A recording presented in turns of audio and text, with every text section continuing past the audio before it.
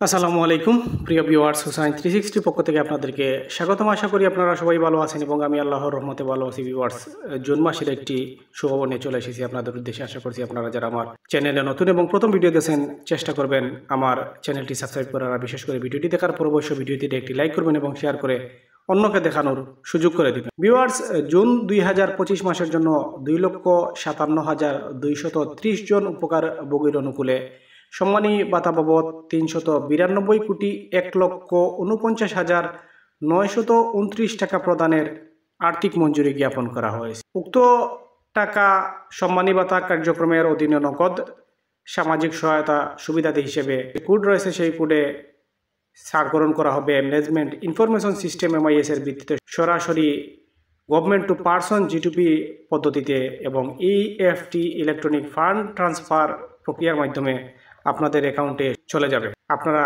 দেখতে পাচ্ছেন যে প্রতিটি জেলা রয়েছে এবং উপজেলা, কোন কোন জেলা এবং উপজেলার অধীনে কত টাকা সম্মানী ভাতা আর্থিক মঞ্জুরি জ্ঞাপন করা হয়েছে। আমরা নিচের দিকে টানলে দেখতে পাচ্ছি বিভিন্ন জেলা এবং উপজেলা রয়েছে।